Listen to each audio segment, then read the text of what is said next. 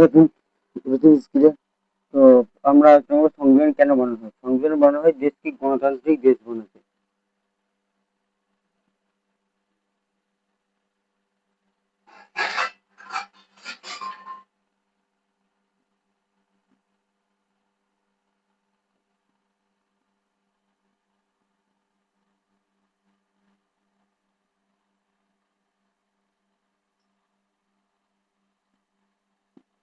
হুম, গণতান্ত্রিক দেশ বানাতে বলতে দেশ হচ্ছে একটা, যে দেশটা মন্ত্রিসভা বা রাজ্যে যারা রাজা হবে, রাজা বলতে তারা তার বংশ পরম্পরায় নয়, মানে বংশের যে কোনো একটা বংশের থেকে স্পেশাল করে তাদের বংশের পর পর পূর্বপুরুষরাই রাজা হয়ে আসছে, তার পরের ছেলেরা বংশক্রমিক সমস্ত রাজা হয়ে আসছে, ওরকম না।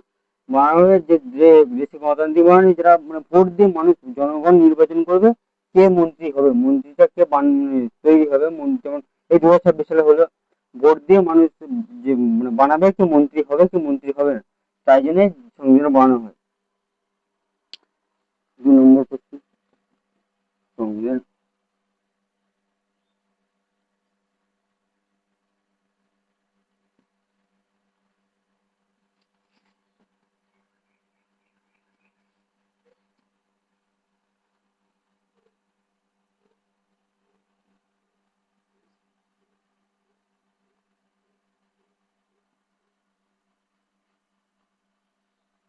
সংবিধানের জনক কাকে বলে?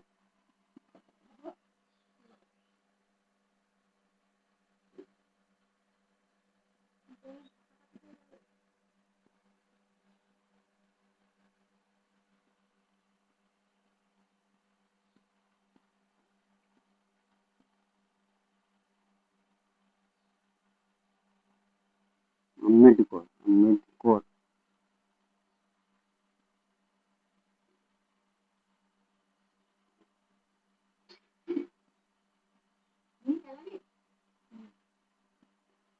ডক্টর ভীমরাও আম্বেদকরকে ভারতের সংবিধানের জনক বলা হয়।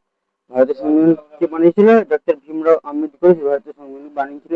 ভারতের সংবিধান বানানো এই ভীমরাও আম্বেদকরের কোথায় জন্ম? ভীমরাও আম্বেদকরের জন্মস্থান মধ্যপ্রদেশের মহু শহরে। মধ্যপ্রদেশের মহু শহরে, যেটা বর্তমানে আম্বেদকর নগর নামে পরিচিত। মধ্যপ্রদেশের মহু শহরে, এটা মাথায় রাখুন। এর সম্বন্ধে যতটা সম্ভব, মানে এর সম্বন্ধে যা কিছু ডিটেলস সেটা ক্লিয়ার করার এখানে চেষ্টা করবো। ওনার জন্ম হয় 1891।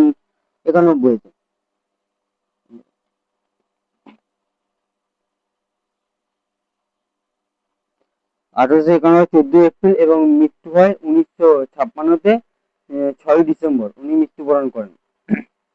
ওনার বাবার নাম হচ্ছে রাম রামজি মনোজি সকপাল, আর মায়ের নাম ভীমরাও সকপাল। ভীমাবাই সকপাল ওনার মায়ের নাম। আর 3 নম্বর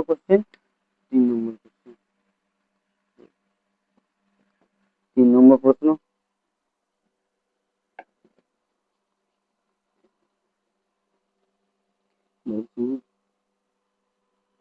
ভারতীয় সংবিধান কত সালে আলোচনা হয়?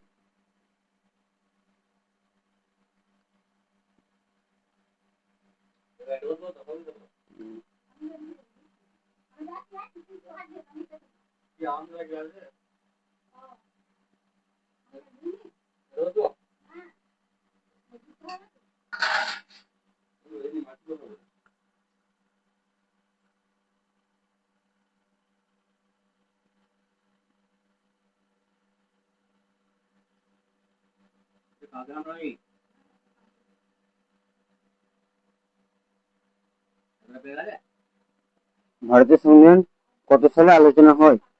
তো কত,